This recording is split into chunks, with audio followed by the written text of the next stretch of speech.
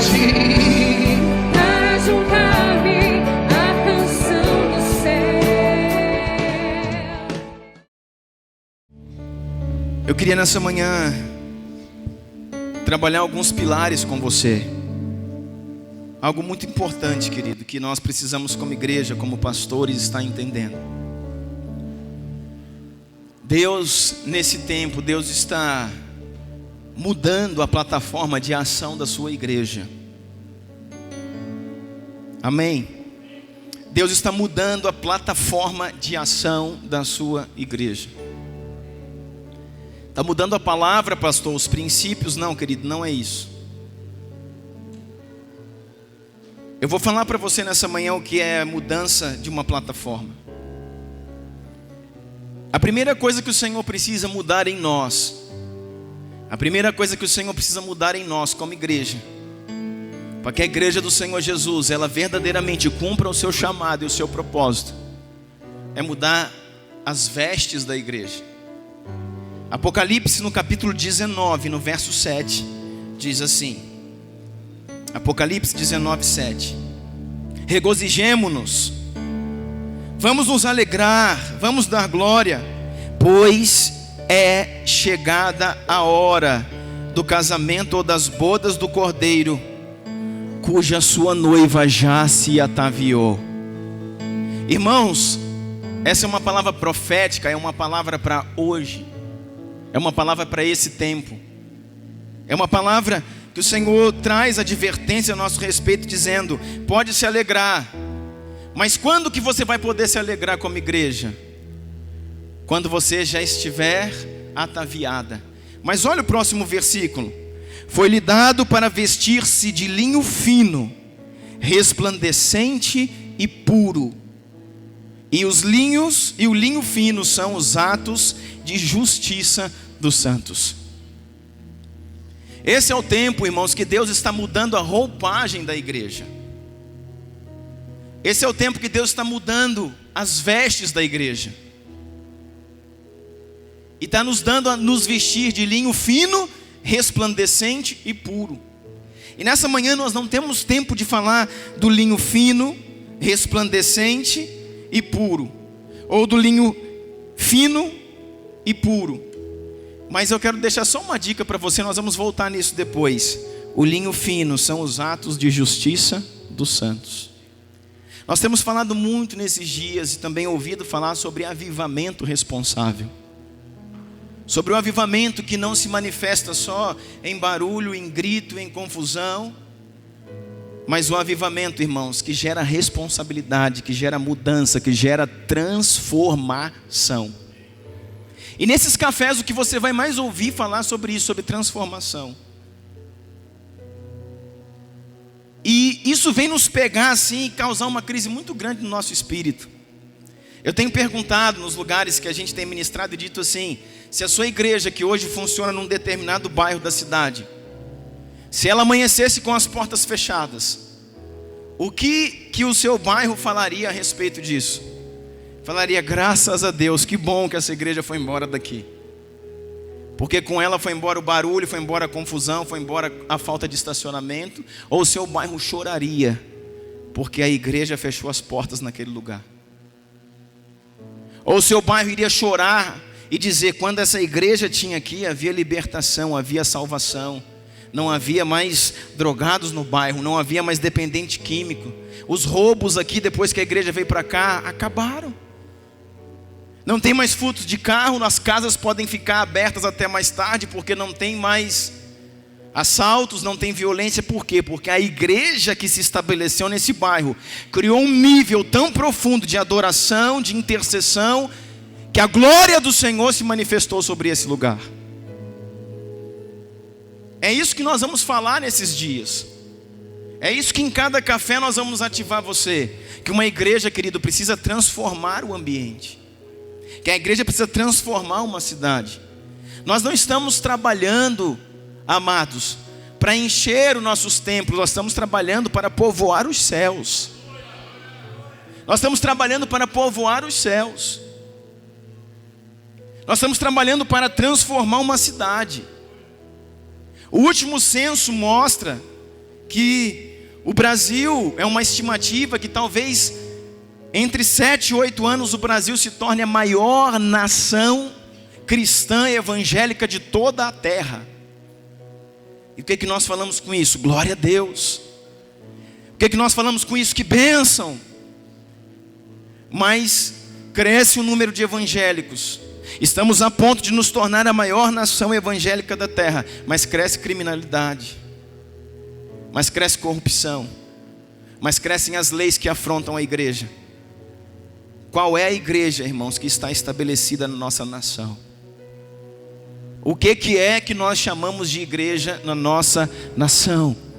E eu quero falar para você, grande parte da responsabilidade disso é nossa, que estamos aqui nessa manhã, dos pastores e líderes dessa nação. Que tipo de evangelho nós estamos pregando, irmãos? Quais as estratégias que estamos usando? E que tipo de fruto as nossas ovelhas estão gerando? Nós estamos nos trancando dentro dos nossos templos, dos nossos salões, nos trancando dentro da nossa denominação. E o que nós fazemos em favor de uma cidade, em favor de uma nação? Então a plataforma que o Senhor está trazendo, a plataforma de trabalho que Deus está traçando nesses dias, Ele vai transformar 3 pontos principais. O primeiro ponto que nós lemos aqui, Apocalipse 19:7, a roupagem da igreja. A igreja precisa mudar as suas vestes. Tirar as vestes de exibição, tirar as vestes de programa que não geram frutos, tirar as vestes de uma série de coisas que a igreja incluiu no meio do seu evangelho, mas que não é o evangelho de Jesus, e colocar roupas, linho fino, resplandecente e puro, que são os atos de justiça dos santos. Atos de justiça, uma igreja que se manifesta através da sua justiça. Uma igreja, irmãos, que não é beneficiada pela cidade, não, mas uma igreja que ela, pela sua oração e súplica, ela beneficia a sua cidade.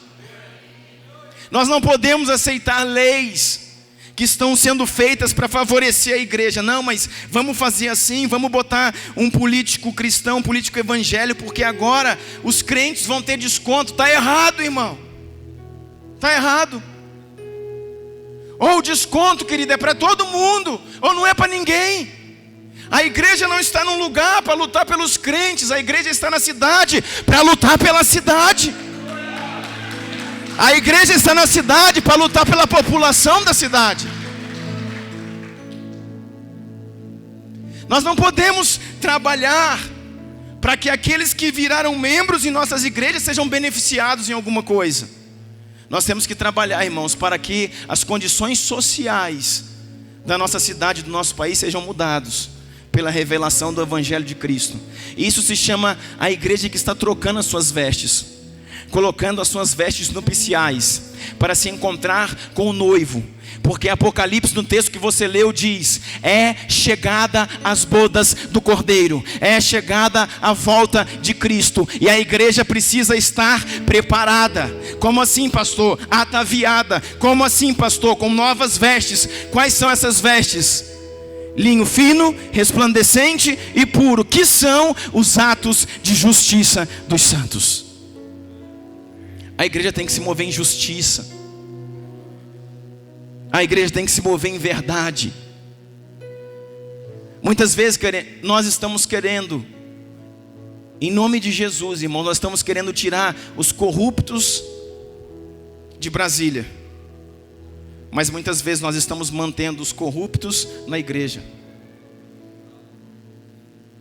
Nós estamos querendo tirar os corruptos do poder, mas muitas vezes a nossa influência, o nosso pastoreio ainda é corrupto, ainda é sujo, ainda é maculado, por beneficiar um, por excluir o outro, por trabalhar com um e deixar o outro. Não, irmãos, isso não é a justiça de Deus.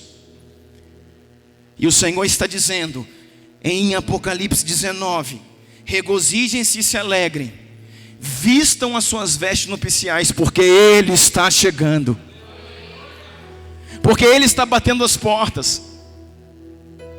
Vistam-se de linho fino, resplandecente e puro, atos de justiça. Nós estamos aqui, irmãos, para que cada palavra, em cada café, possa gerar uma crise no nosso espírito. Não é para que eu saia daqui confortável, poxa, que bom, que lindo, mas foi tão linda aquela palavra. Não, é para a gente sair daqui falando, que pastor desgramado aquele, que pastor miserável aquele, que falou tanta coisa e agora eu não sei nada, eu me confundi. Esse é o meu papel, confundir você e colocar você para pensar acerca daquilo que verdadeiramente nós estamos fazendo, aquilo que verdadeiramente nós estamos edificando. Nós estamos nos ajuntando, irmãos, como líderes e pastores, para beneficiar a nossa sociedade, a nossa cidade, a nossa comunidade. Nós estamos reunindo para nos beneficiar como igreja.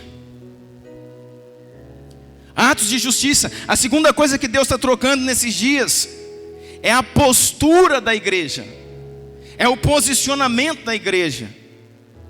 Nós estamos acostumados a lidar com uma igreja, irmãos, que tem medo do diabo, de uma igreja que tudo para as pessoas que a gente conversa, não, porque o diabo, porque o diabo, porque o diabo, porque o diabo, porque o diabo, e se fala mais no diabo do que no Senhor, irmão.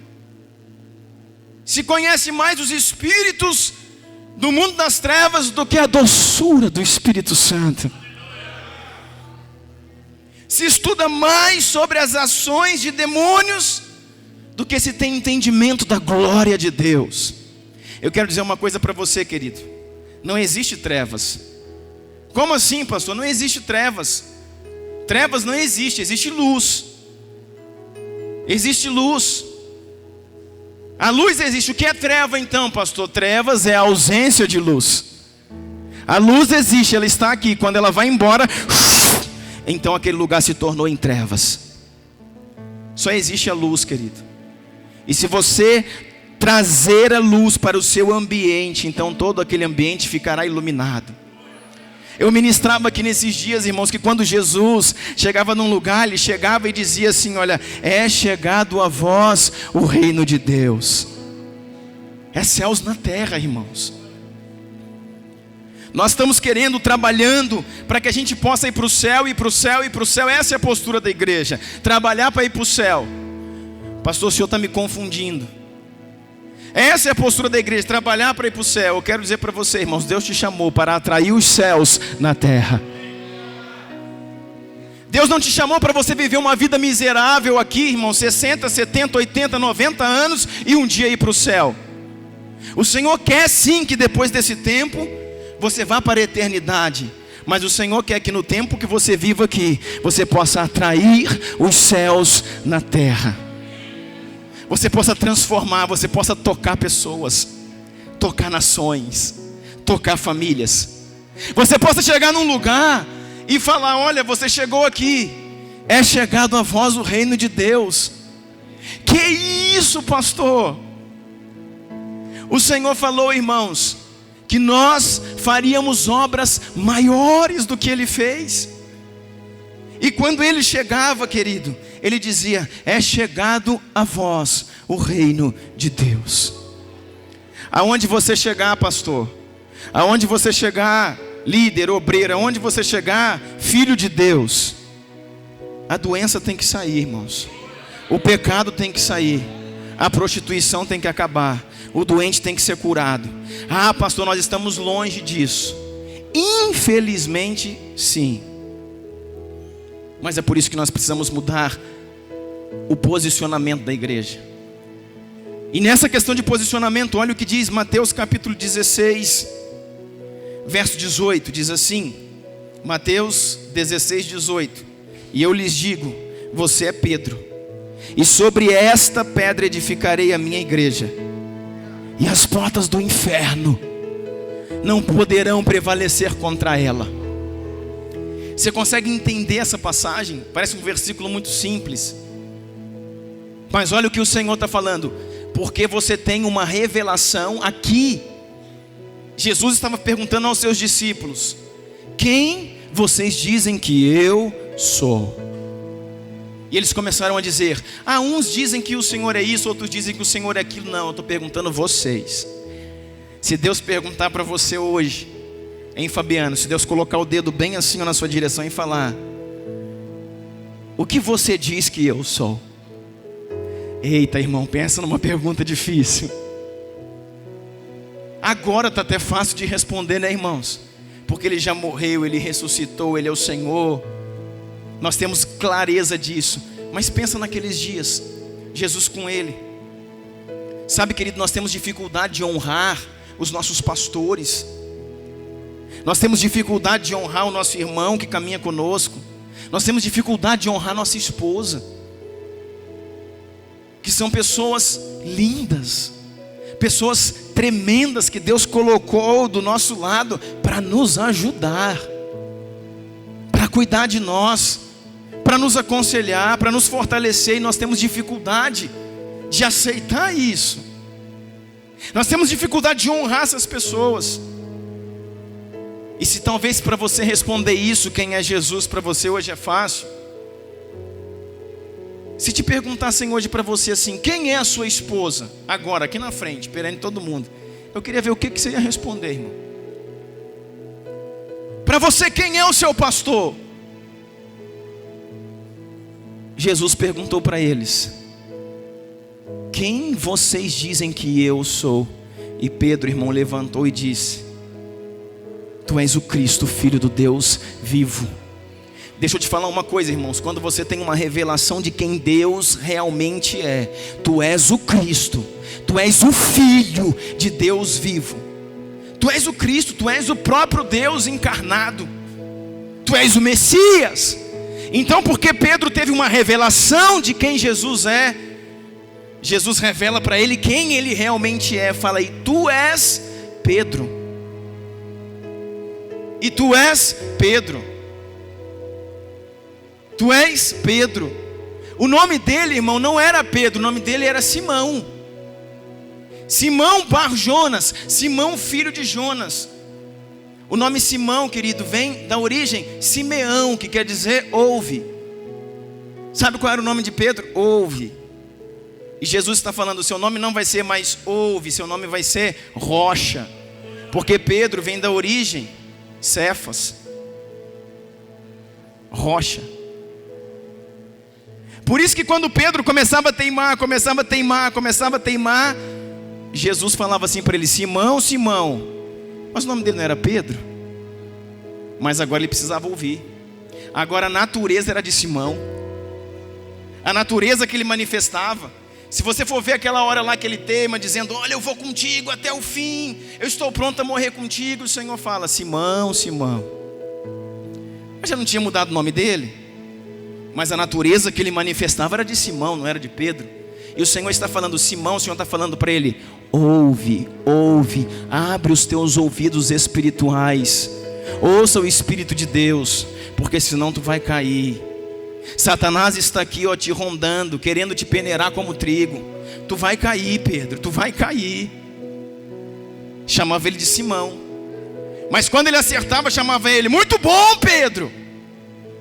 Porque o Senhor havia mudado o nome dele. Aí diz assim, ó: e sobre esta pedra, Jesus falou, não era sobre Pedro, é sobre ele, sobre o Cristo. E sobre esta pedra que sou eu edificarei a minha igreja. Agora olha que coisa interessante, irmãos. O nome Pedro é Petros. Pedro é Petros. Quando Jesus fala sobre essa pedra, não é Petros, é Petra. Jesus é a grande rocha, a rocha angular, rejeitada pelos construtores. Jesus é a base. Ele é a grande Petra, a grande pedra. Só que Pedro, ele é também rocha, só que ele é uma rocha pequena. Jesus está falando para ele: nós dois temos a mesma natureza. Eu sou a grande rocha, você faz parte de mim, é uma pequena rocha. Quando nós temos uma revelação de quem Deus é, Deus nos mostra quem realmente somos. E fala: tu também é rocha, mas sobre mim está edificada a igreja. Agora olha outra coisa que eu estou dizendo aqui sobre mudar o posicionamento. E as portas do inferno não prevalecerão contra esta igreja, ou contra a minha igreja. Se Jesus falou a minha igreja, porque tem uma igreja que não é dele. E as portas do inferno, pode ler no texto, não prevalecerão contra a minha igreja. O inferno não resiste à igreja de Jesus, mas existe à igreja dos homens. E esses têm sido tremendamente resistidos pelo inferno. Escândalos, vergonha, bagunça, prostituição, adultérios. Pastores com 30 anos de casado, largando suas esposas, casando com meninas de 25. Rolo, desvio de dinheiro. Por quê, irmãos? Porque existe a igreja de Jesus e existe a igreja dos homens.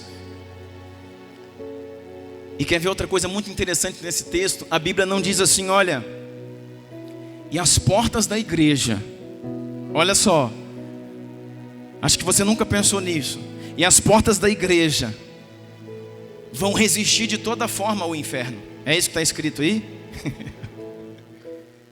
Essa igreja que eu estou levantando vai ser tão forte, foi isso que Jesus falou, vai ser tão poderosa que as portas dela, não vai ter inferno que derrube essa porta. Pode vir o inferno que for, as portas da igreja, ela vai suportar. É isso que está escrito aí? Diz, irmãos, que as portas do inferno não resistirão à igreja. Sabe que isso está dizendo, irmãos, que quem ataca é você, que quem ataca somos nós. A igreja é a igreja do Senhor que se posiciona, ela ataca. É ela que ataca, é ela que avança. Você já viu aquele ariete que o povo põe assim, aquele pedaço de madeira, de tronco? Cada um pega de um lado assim, naqueles filmes medievais que tem aqueles portões de castelo. Aí pega aquele tronco bem grande de árvore, cada um pega de um lado e eles vêm tudo aí dá uma estremecida, aí volta para trás, não é da primeira não. E vai indo, e vai estremecendo. O Senhor chamou a igreja para isso. O Senhor falou assim, para isso se manifestou o Filho de Deus, para destruir as obras do diabo. Irmãos, você está aqui para destruir as obras do diabo.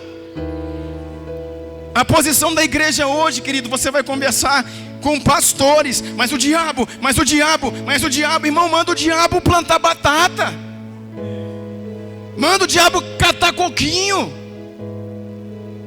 Conheça quem é teu pai, conheça quem te gerou, conheça o ambiente de glória que você está inserido nele, de proteção e de cuidado de Deus. Isso vai mudar a sua história. Uma igreja, irmãos, que transferem os seus pecados a Satanás. Nós ensinamos os nossos membros a fazerem isso, nós pastores. Se você conversa, irmãos, com uma infinidade de membros, de pessoas que estão chegando na igreja hoje, e eles falam, não, eu prostituí, pastor, porque o diabo, eu deixei minha esposa porque o diabo, eu terminei meu casamento porque o diabo, eu roubei naquela empresa porque o diabo, irmãos, eles aprenderam isso com alguém, irmãos. E não foi num ponto de droga que eles aprenderam isso, foi comigo e com você nos púlpitos que eles aprenderam isso. Foi com a gente que eles aprenderam isso. Não foi com os amigos de escola, não foi na universidade, não foi num ponto de droga, foi nos púlpitos da igreja que eles aprenderam a transferir os seus pecados, a transferir as suas fraquezas, a transferir a sua falta de posicionamento e colocar a culpa em Satanás, que às vezes está falando lá, botando a mão no inferno, dizendo, eu de novo, dessa vez não fiz nada, tudo é culpa minha agora, porque não assumimos nada, porque não conseguimos assumir, eu fui fraco, eu sou imundo, eu sou sujo, eu sou pecador. Pastores, queridos, que não conseguem, diante de um adultério, deixarem os seus microfones e vir diante da igreja.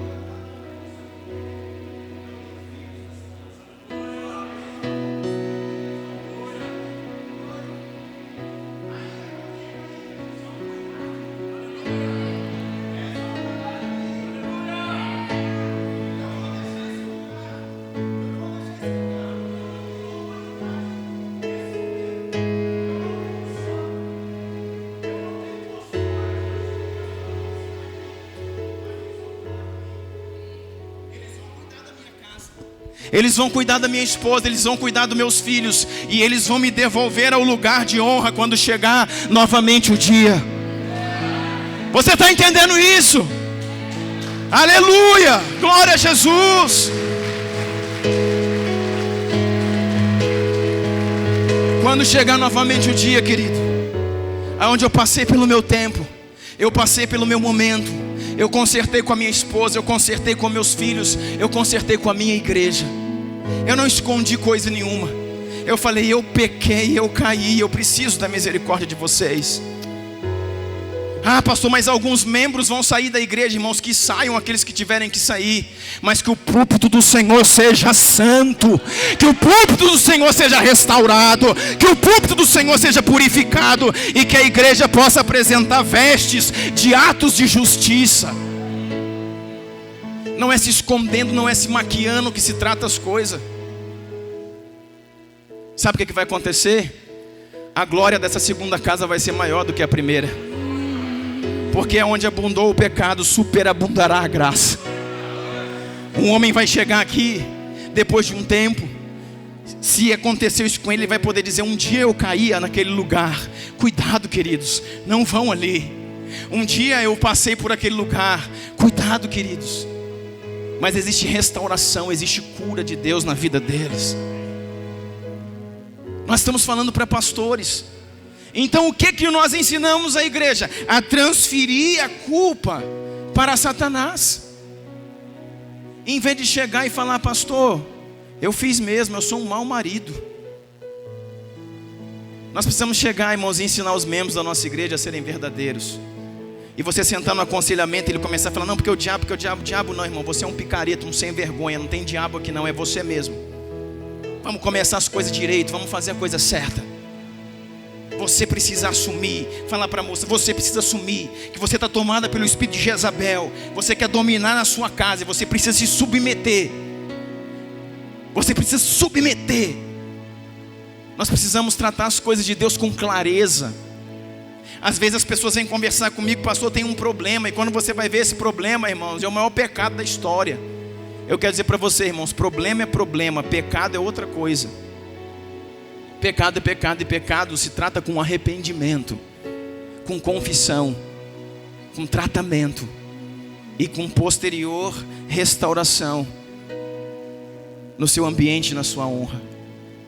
Nós precisamos assumir isso para quê? Para que a gente possa ter forças para derrubar as portas do inferno. Não está dizendo aqui, irmãos, que a igreja vai suportar os ataques de Satanás. Uma igreja posicionada, ela não é atacada, é ela que ataca. Eu não sei se você está entendendo, mas quem que você atacou ontem, irmãos? Ontem, pastor, eu tive um dia muito difícil, sabe? Nós pastores falamos isso.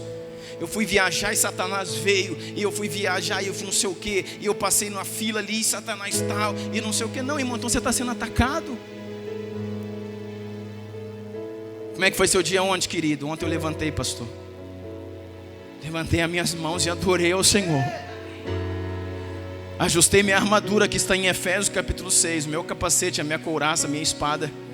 E eu falei, agora Satanás eu vou te pegar. Agora inferno você vai se ver comigo. Sabe por quê? Eu não tenho amarras. Sabe por quê? Eu não tenho rabo preso. Sabe por quê? Eu não tenho nada escondido debaixo do tapete. E por causa disso, Satanás, tu vai se ver comigo. Agora eu me posiciono contra toda a ação do terrorismo. Eu posso fazer isso? Por quê? Porque eu não tenho rabo preso. Agora eu me posiciono fortalecendo a minha casa. Eu me levantei, coloquei minha armadura. O que você vai fazer agora? Eu vou derrubar meia dúzia no inferno. E vou fortalecer a minha casa, os meus filhos, o meu casamento, a minha provisão, dizendo, Satanás, eu te repreendo. Eu te ordeno, saia da minha cidade. Saia do meu bairro, saia da minha igreja, saia dos meus filhos. Saia, saia, saia, em nome de Jesus.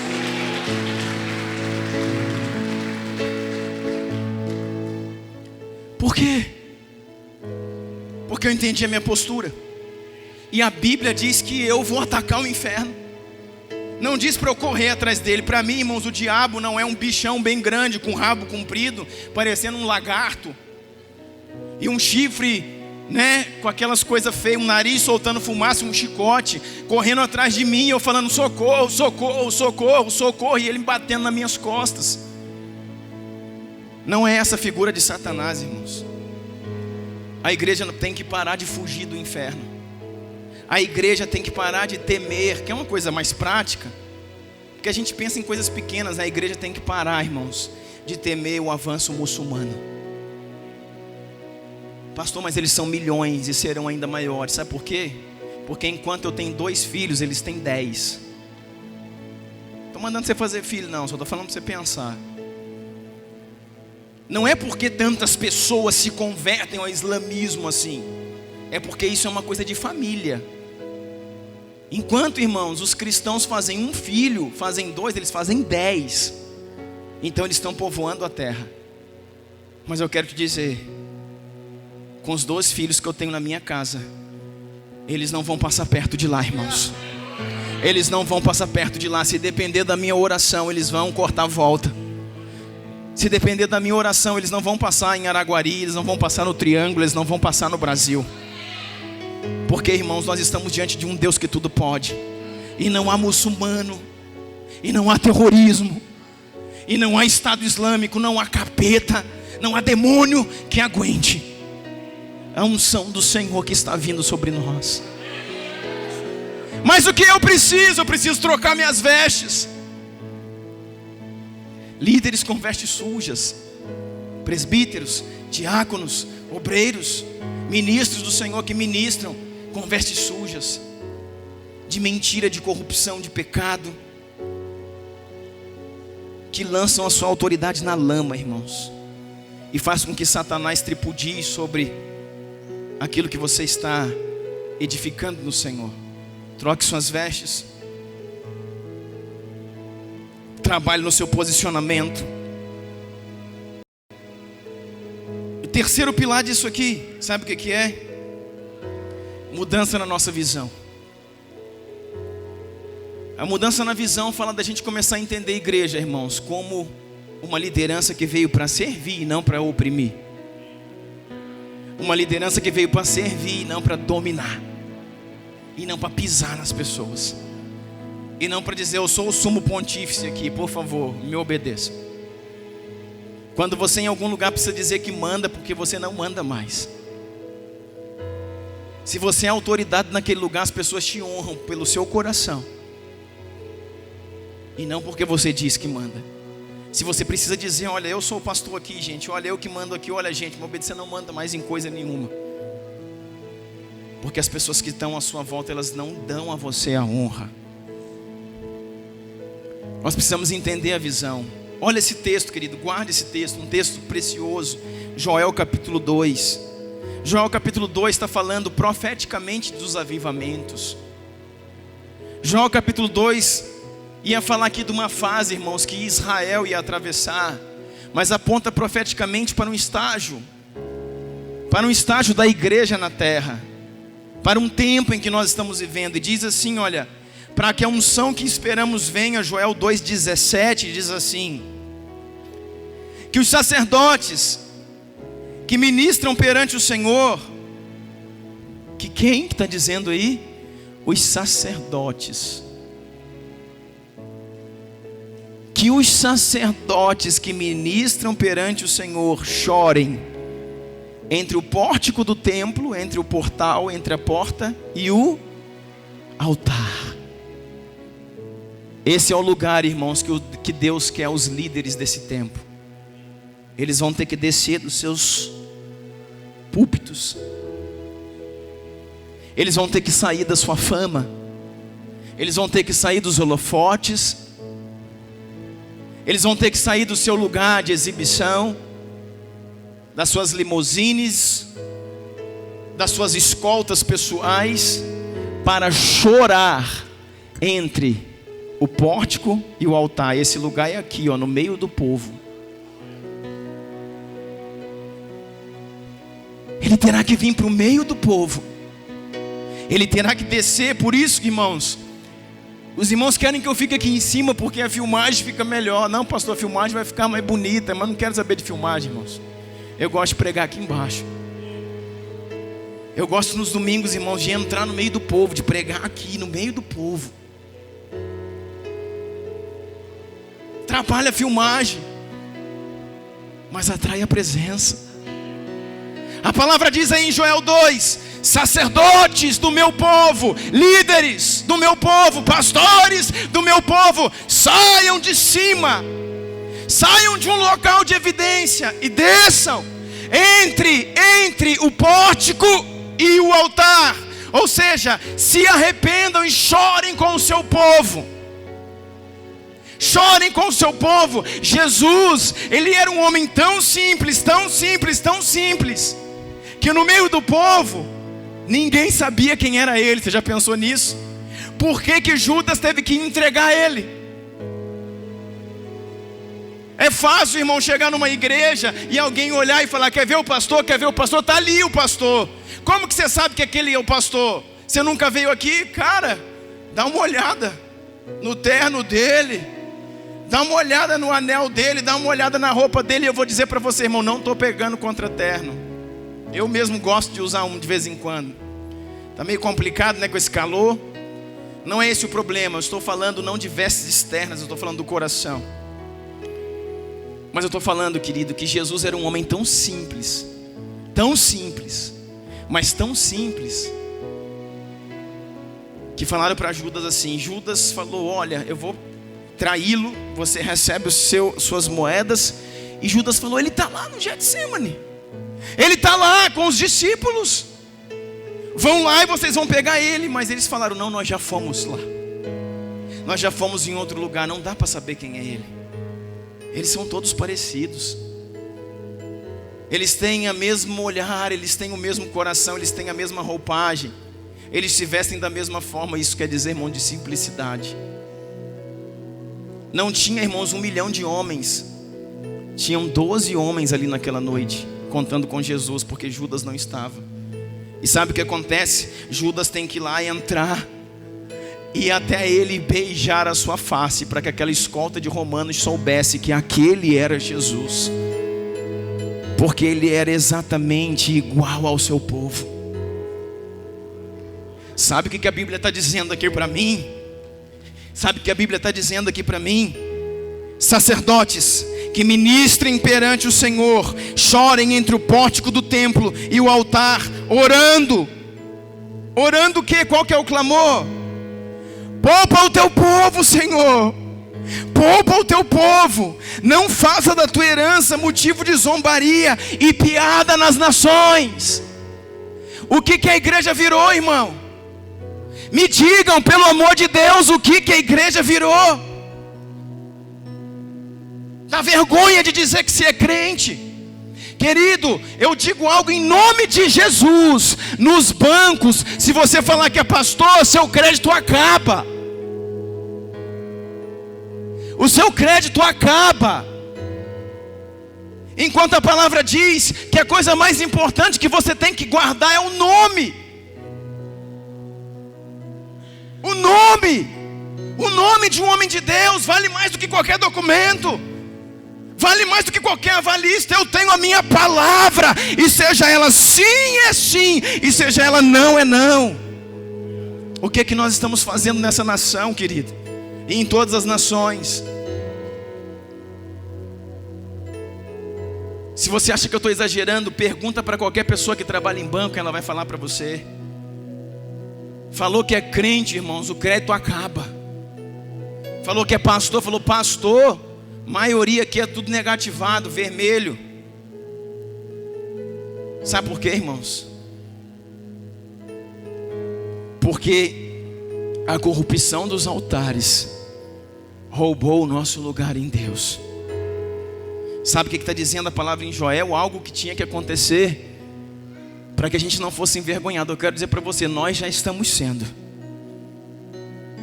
Eu não penso assim. Tudo bem, irmãos, eu respeito o seu pensamento, mas eu penso sim. Se olha para uma pessoa, irmãos, caindo, pecando, adulterando e fazendo as banalidades que se fazem em nome do Senhor, joga-se tudo na vala comum, é todo mundo igual. Existem vídeos, querido, no YouTube de chorar, E eu vou dizer para você, os crentes compartilham isso rindo. Eu quero dizer para você, não faça isso, sacerdote. Não faça isso. Não dê margem para isso.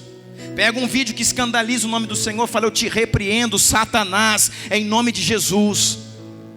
Você que está fazendo isso, eu falo: Deus, eu oro por esse homem, eu oro por essa mulher, eu peço a tua misericórdia, a tua restauração chegando a eles. E dá vontade de falar: Deus, toque em quem está divulgando isso. Você vai ver, é o irmão da sua igreja que está fazendo, quando não é o pastor. Não divulgue nada, irmãos, em redes sociais que escarneçam do evangelho. Não dê aplausos, não aumentem a margem para que as pessoas visualizem isso. Você pega lá e joga no seu perfil, todo mundo vê. E tá vendo aqui, o próprio pastor põe uma bagunça dessa aqui e me chama para ir na igreja. Que cabeça que é a nossa, irmãos. Não divulgue, não compartilhe, não comente bandalheiras. Compartilhe o que glorifica o nome do Senhor.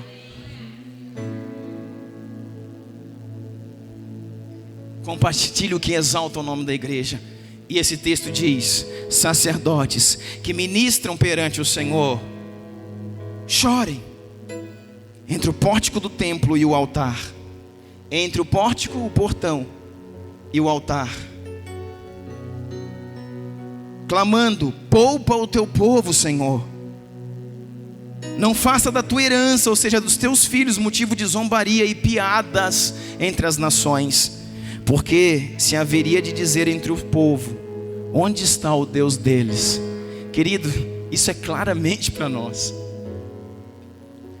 Então nós precisamos sair desse lugar aqui e ir para esse lugar aí chorar.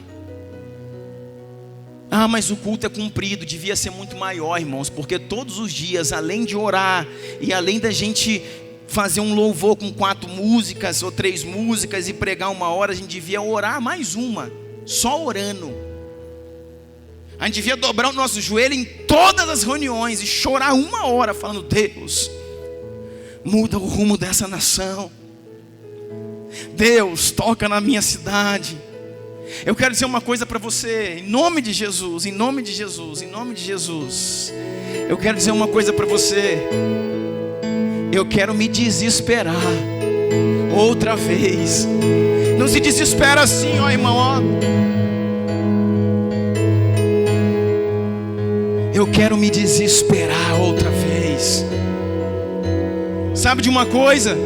Ah, pastor, mas ninguém faz. Não interessa, irmãos. Avivamentos no mundo começaram com 2 pessoas, com 3 pessoas que disseram: vamos mudar o rumo da nossa cidade. Nós vamos orar sem cessar até que a glória de Deus se manifeste nesse lugar. Entre num lugar, comece uma reunião, que ore incessantemente. Você vai ver que no primeiro dia tem 1, tem 2, mas virão 5, 10, 20, 30. E aquela cidade será um foco de avivamento para aquele tempo. Será um foco de avivamento para aquele tempo. Nós podemos fazer isso em Araguari. Nós podemos fazer isso em Uberlândia, no Triângulo Mineiro. Nós podemos incendiar essa região.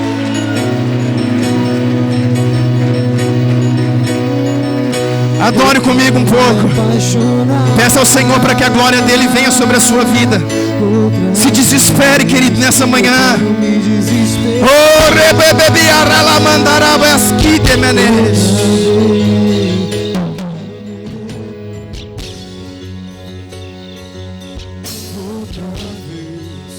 Queimando de amor por ti. Me ajuda, Deus. Nos ajuda nessa manhã. Me apaixonar outra vez. Eu quero me desesperar por ti outra vez. Eu quero perder. Perca seu sono, irmão. Perca o sono, perca o sono. Dar outra vez, queimando de amor por ti. Eu quero, Senhor. Eu quero me apaixonar. Eu quero me apaixonar. Eu quero me desesperar.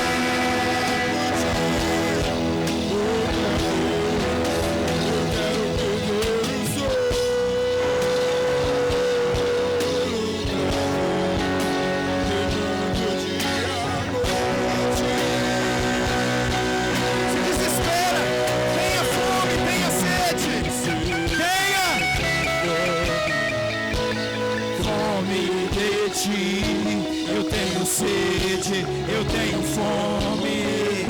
declare isso. Cobre-me com teu calor, com teu amor. Revela-te a mim. Eu tenho sede, eu tenho fome. Fome de ti. Eu tenho sede, eu tenho fome. Fome de ti.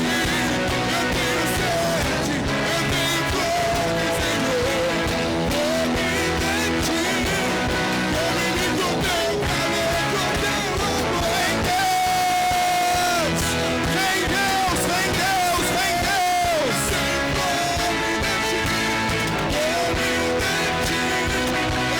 Fome de ti. Eu tenho sede, eu tenho fome, Senhor.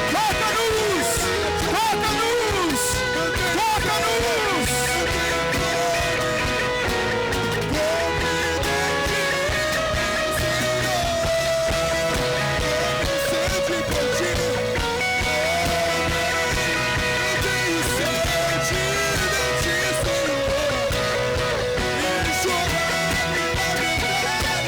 Deus, vem Deus, vem Deus. Toca-nos, toca-nos,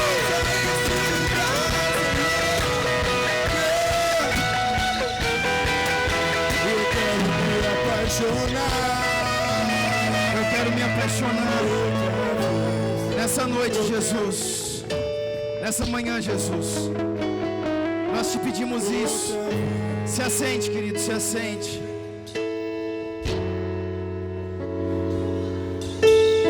Nessa manhã, Deus, nos desespera, Pai. Nos desespera, Deus. Eu quero falar para você, irmão, que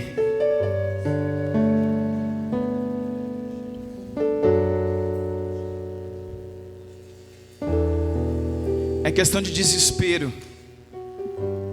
É questão de desespero. Nós precisamos responder, irmãos, aquilo que nós estamos gerando.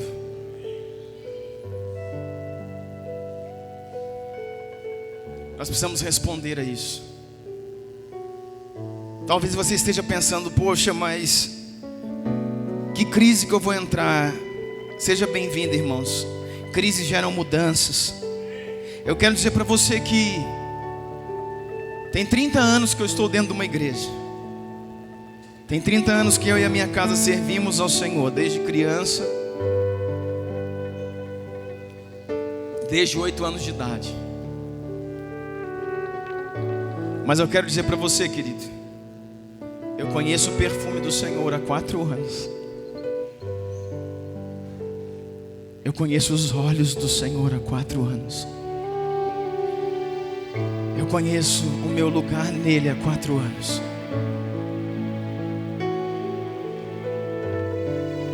Quando o Espírito de Deus começou a confrontar o meu ser e as verdades do céu entrarem na minha vida, eu falei, Deus, eu já era pastor, irmão.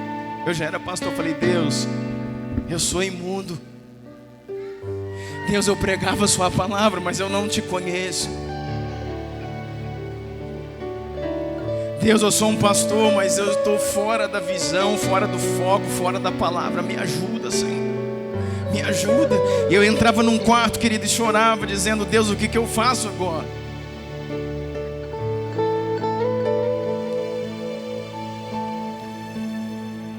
Nas nossas convenções, lá em Itajaí, você que é líder, querido, você que dirige um trabalho, uma igreja, cuidado, cuidado. Muita gente quer ir lá. Tem gente que depois de uma conferência diz, o que eu faço com a minha igreja agora? Porque você descobre, querido,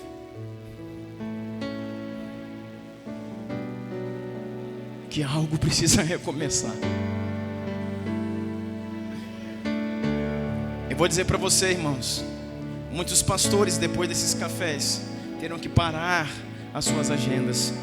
Muitos pastores terão que parar, terão que às vezes entregar até por um tempo à frente do seu ministério para um filho, para um obreiro, para poder se reposicionar em Deus. E esse é o nosso papel aqui, ativar o seu espírito, ativar o seu coração. A palavra de Deus fala em Atos no capítulo 3 que quando Pedro e João eles entravam na porta formosa do templo, existia um paralítico. O paralítico clamava: dai-me uma esmola, dai-me uma esmola. É isso que as pessoas querem, que o povo quer, uma esmola.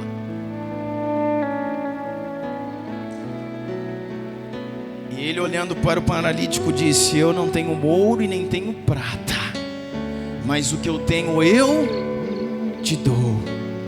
Em nome de Jesus, levanta e anda. A igreja de hoje, ela tem ouro e prata, mas ela perdeu o levanta e anda. A igreja de hoje tem templos, tem estruturas, mas ela perdeu o poder de Deus. E quando, presta atenção nisso que eu vou falar, quando aqueles homens clamavam dizendo: dai-me alguma coisa, dai-me alguma coisa, Pedro e João olham para ele e se responsabilizam por aquilo que está acontecendo. Pedro e João não falam: olha, deixa eu falar uma coisa, passa lá na igreja depois, vai lá na reunião de libertação e alguém vai fazer alguma coisa. Não, diz: o negócio é comigo. Sou eu que estou aqui diante desse homem, e sou eu que preciso expressar a glória de Deus diante dele. Faz alguma coisa, irmão. Não peça para a pessoa que está do seu lado no trabalho. Olha para você e fala: poxa, meu amigo, minha amiga, minha cabeça está explodindo, está doendo muito. E você não dê, irmãos, uma dipirona para ela, em nome de Jesus. Não faça somente isso. Pergunte para ela: eu posso orar pela sua vida? Eu posso colocar minhas mãos sobre a sua cabeça? E você crê que o Senhor dos céus e da terra pode curar você? E você vai orar, irmãos, você vai orar, e aquilo vai ser repreendido em nome de Jesus. Em nome de Jesus. Sabe que eu tenho, meu filho tem 3 anos, o Heitor.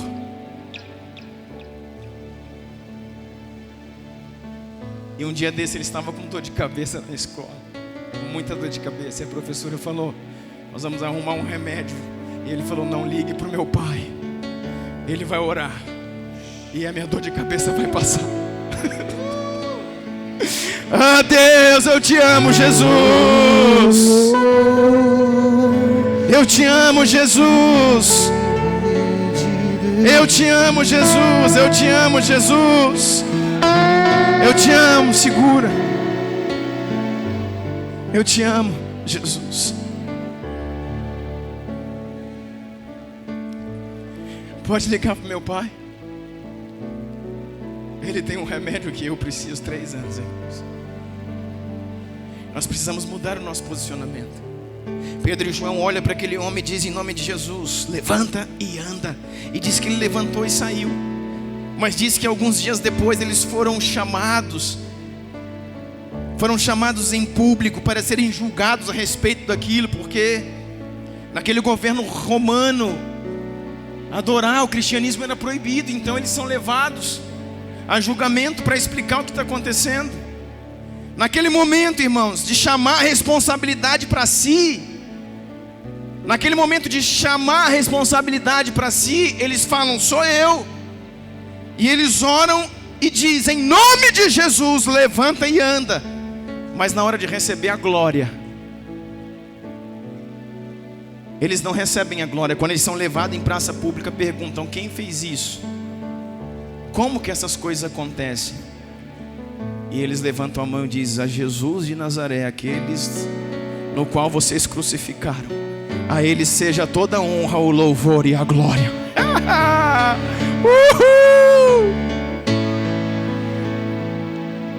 São esses homens que Deus está procurando.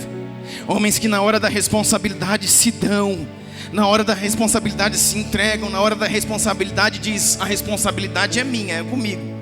Mas na hora de receber o aplauso, na hora de receber a honra, na hora de receber a gratificação, diz: não, eu não sou nada, eu não posso nada, toda a honra seja dada a Ele. É isso que o Senhor está procurando, irmãos. E é isso que é mudança de comportamento diante do Senhor, daquilo que Ele está fazendo. Eu quero ler um texto aqui para a gente terminar. Isso é muito importante para a gente finalizar esse café. Eu queria que você abrisse sua Bíblia no Evangelho de Lucas, por favor.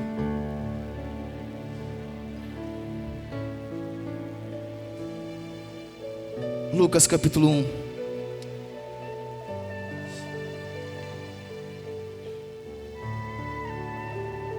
Nós vamos terminar aqui, mas eu preciso que você preste muita atenção, irmãos. Deus está fazendo algo nesses dias aqui.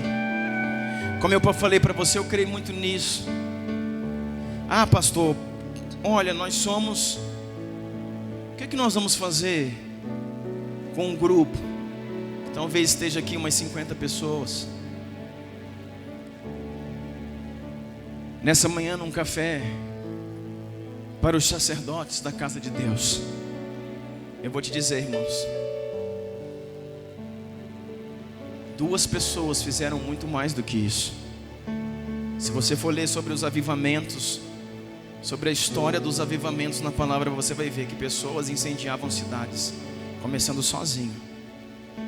Eu quero dizer para você que na palavra do Senhor, um profeta chamado Jonas, ele teimou com Deus e Deus o trouxe de volta. E depois de Deus restituí-lo ao centro do seu propósito, ele sozinho ganhou uma cidade inteira. Você consegue entender isso, irmão? Eu não sei você, mas eu fico alucinado. Eu vejo Jonas, a Bíblia fala que Jonas sozinho, só ele pregou para Nínive. E uma cidade inteira se arrependeu dos seus pecados e revogou o juízo de Deus que vinha sobre ela. Existe um juízo, querida, eu vou falar isso no próximo café. Existe um juízo da parte de Deus vindo contra nós. Existe um juízo eminente. Existe um juízo da parte de Deus vindo contra a nação brasileira. Não estou falando, irmãos, eu não estou causando terrorismo. Não estou falando isso para você se desesperar. Mas você precisa entender, irmãos, que existe um juízo estabelecido de Deus vindo contra essa nação. E existia um juízo de Deus vindo contra Nínive. O Senhor iria destruir toda uma cidade, toda. Nínive é mal perante mim. O que eles fazem? Exalam um mau perfume. Eu vou acabar com toda essa cidade. Aí o Senhor envia um profeta. E posicionado na vontade de Deus, querido, ele sozinho ganha toda uma cidade. Abre esse texto comigo. Lucas capítulo 1.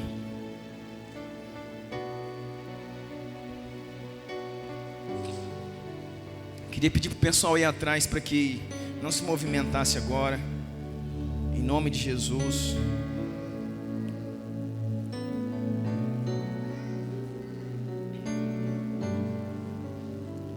Lucas capítulo 1. Diz a palavra do Senhor assim, querido. Lucas capítulo 1, verso 26. No 6º mês Deus enviou o anjo Gabriel a Nazaré, cidade da Galileia, e uma virgem prometida em casamento a certo homem chamado José, descendente de Davi. O nome da virgem era Maria. O anjo aproximando-se dela disse: alegra-te, agraciada, o Senhor está com você. Maria ficou perturbada com essas palavras, pensando no que poderia significar essa saudação. Mas o anjo lhe disse: não tenha medo, Maria, você foi agraciada por Deus. Você ficará grávida e dará à luz a um filho, e lhe porá o nome de Jesus. Ele será grande, será chamado Filho do Altíssimo, e o Senhor Deus lhe dará o trono do seu pai Davi. Ele reinará para sempre sobre o povo de Jacó. O seu reino jamais terá fim. Perguntou Maria ao anjo: como pode acontecer isso? Eu sou virgem. E o anjo respondeu: descerá sobre ti o Espírito Santo, e o poder do Altíssimo, ele te envolverá com a sua sombra. Assim aquele que há de nascer será chamado santo o Filho de Deus. Olha 36, também Isabel, sua parenta. Isabel, sua parenta, ela também terá um filho na velhice. Aquela que dizem ser estéril já está no seu 6º mês de gestação, pois nada é impossível para Deus. Respondeu Maria: sou serva do Senhor, que aconteça comigo conforme a tua palavra. Então o anjo a deixou. Naqueles dias Maria preparou-se e foi depressa para uma cidade da região montanhosa da Judéia. Entrou na casa de Zacarias e saudou Isabel. Quando Isabel ouviu a saudação de Maria, o bebê agitou no ventre. E Isabel ficou cheia do Espírito Santo. Em alta voz exclamou: bendita é você, mulher, bendito é o filho que você vai dar à luz. Mas porque sou tão agraciada ao ponto de me visitar a mãe do meu Senhor? Logo que a sua saudação chegou aos meus ouvidos, o bebê que está no meu ventre também se agitou com alegria. Querido, eu quero terminar aqui. Quero falar uma coisa muito importante para você. Eu quero falar aqui sobre conexões proféticas. Amém? Alguns minutos.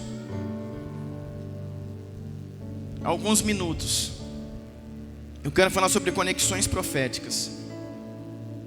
A primeira coisa que nós temos que entender nesse texto: Maria era virgem, nunca tinha tido contato com José, estava grávida do Espírito Santo. A palavra diz que José iria deixá-la. Por quê? Porque José era o noivo de Maria. Só que antes do casamento e antes de ter relação sexual com ela, a noiva está grávida. E agora?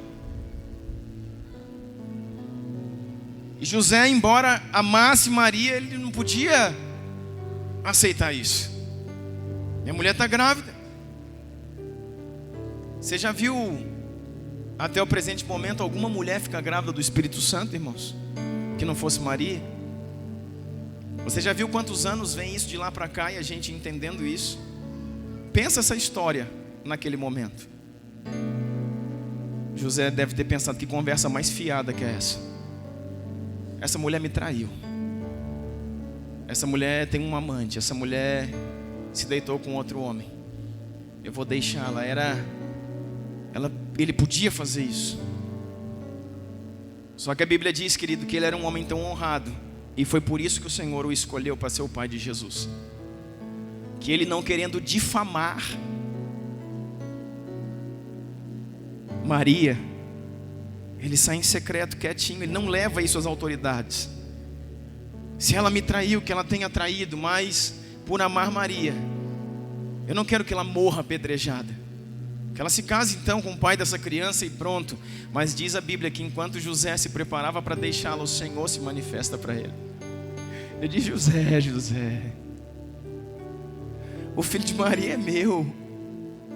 Ela está grávida do Espírito Santo. Ela está concebendo. Começa, irmãos, uma linda história, a mais tremenda da humanidade. Sabe como isso começa? Um pai adotando um filho que não é seu. Um pai recebendo uma criança que não é sua. Você já pensou em adotar uma criança? Eu tento convencer a minha esposa, irmão. Eu tenho 2 filhos naturais e eu queria, irmão, ter um filho que não fosse meu. Porque no meu coração, no meu espírito, ele seria meu. Jesus não era o filho de José, Jesus era o filho de Deus. Jesus não era o projeto de José, Jesus era o projeto de Deus. E Deus falou com José: filho, recebe essa mulher e o filho que está no ventre, porque é meu. Irmãos, que revelação. Pensa num homem com o coração quebrantado para entender isso.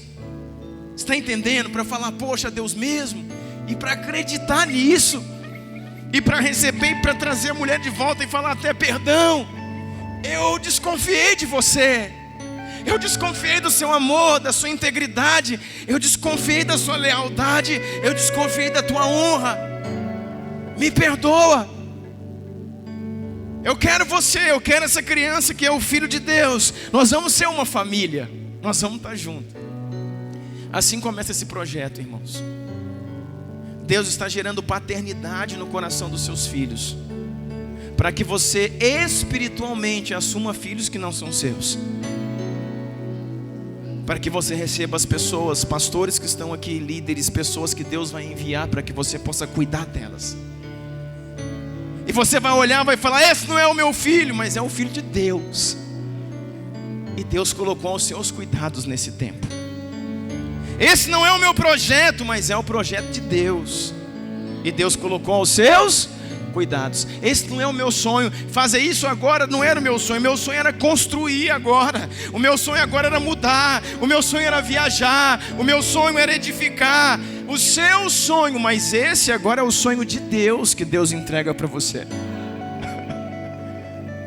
Deus amanhã entrega o sonho dele nas suas mãos. Deus nessa manhã entrega o sonho dele na sua mão. Entrega o projeto dele, vai cair assim meio com uma bomba. E você fala: Deus, mas que coisa que é essa? Não fui eu que fiz. Não parece comigo. Não é isso que estava no meu coração. Deus fala: não é o seu sonho, não é o meu. Eu só te escolhi para você cuidar daquilo que é meu, para você dar destino àquilo que eu coloco na sua mão. Ame isso, cuide disso, se envolva com isso, como se fosse seu. Como se fosse seu, assuma isso. José assume. E a partir daí o anjo agora não fala mais com Maria, ele fala só com José. Só com José, só com José. Eu não sei se você sabe, mas existe um estudo teológico forte que defende que Maria vem da descendência de Levi, porque ela é prima de Isabel. José é da descendência de Judá, a descendência de Davi. Não vem pela mãe, vem pelo pai. Jesus é o leão da tribo de Judá, porque José o adotou.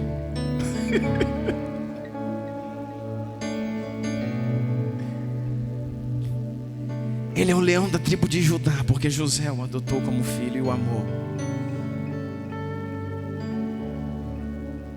E sabe o que acontece? Maria concebe, ela está grávida. E eu quero falar aqui, rápido mesmo, sobre conexão profética. Escuta o que eu vou falar para você. Existem muitas pessoas que você, quando se ajunta com elas, dá só problema, irmão. Dá só encrenca, só confusão. Existem outras pessoas que você se ajunta com elas e não gera nada, não vira nada, não dá problema, mas não resolve coisa nenhuma. Mas existem pessoas que você se ajunta com ela em alguns minutos, parece que os céus se abrem para você. Existem pessoas que você ouve elas falar e você fala: meu Deus, existe uma glória no meu espírito, existe algo no meu coração. Existem pessoas que você se assenta com elas e em meia hora conversando, parece que anos da sua vida começaram a se resolver. Conexões proféticas. A palavra de Deus fala que Maria estava grávida, então ela corre para a casa de Isabel.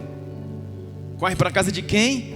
De Isabel, a sua prima, que estava grávida de João Batista. Isabel era estéril.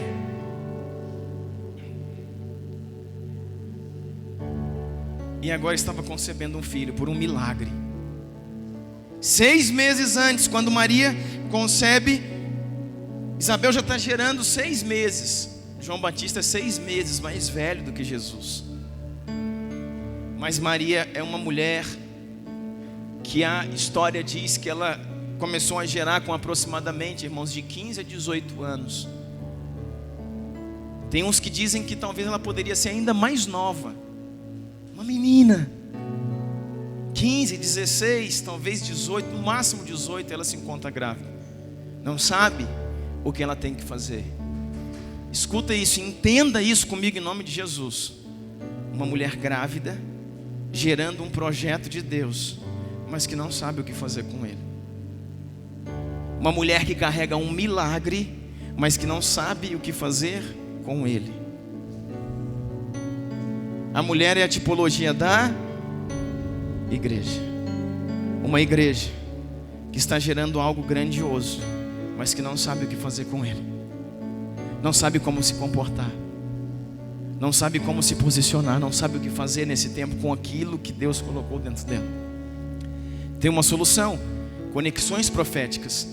O próprio Deus, o próprio anjo Gabriel fala: tua parenta, aquela Isabel, tua prima, ela também está grávida. Só que essa era uma senhora. A história diz que tinha aproximadamente aqui 60 anos ou mais, e estava grávida.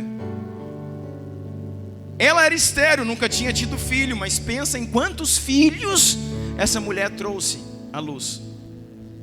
As mulheres trabalhavam como parteiras, ajudavam nas aldeias umas às outras. Quantos filhos ela trouxe à luz? Quantos bebês ela viu nascer? Então tem uma senhora Isabel, uma senhora de idade já, gerando um filho, e ela sabe o que tem que fazer,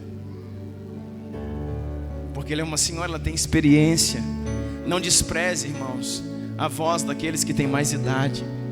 Respeitem os cabelos brancos. Respeitem aqueles que têm mais tempo na estrada. Ouçam o que eles têm para dizer. Aí o anjo fala: vai lá, corre para a casa de Isabel. Ela chega, uma menina de 15 anos e uma mulher de 60. Aí diz ali que essa aqui, Maria, começou a servir Isabel. De que jeito? Ajudando ela, lavar louça, limpar a casa, arrumar a cama. Quem já ficou grávida aqui, irmãos, sabe a dificuldade que é quando já está avançado, 6 meses, 7 meses. Pensa numa senhora de 60 anos grávida e como ela se sentir. Agora Maria está ali ajudando ela a fazer o que ela não consegue fazer. Em troca disso, Maria está ensinando, Isabel está ensinando Maria como ela deveria proceder com aquilo que ela estava gerando. Vem cá, Lucas. O Lucas vai ser Isabel. Isabel careca.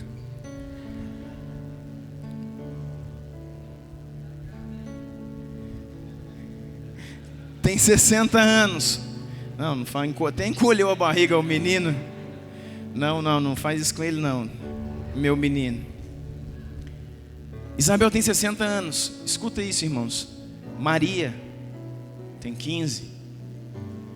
Isabel não pode fazer algumas coisas, então eu ajudo Isabel naquilo que ela tem deficiência para fazer, porque lhe falta força. Eu tenho força sobrando. Só que eu tenho força sobrando, mas tem juízo de menos. E ela me ajuda com a sabedoria que ela tem. Isso é o reino de Deus, irmãos. O reino de Deus não é o reino dos velhos, nem é o reino dos moços. É o reino das famílias. É o reino da unidade. É o reino que uma geração passa as informações para a próxima geração. É o reino que o filho se assenta para aprender com o pai, o neto se assenta para aprender com o avô.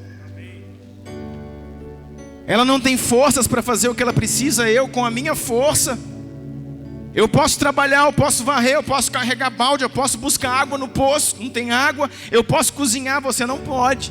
Eu vou servir você, Isabel. Mas eu sou uma cabeça oca. Embora tenha muita intimidade, amo ao Senhor, não sei o que fazer com aquilo que eu estou gerando.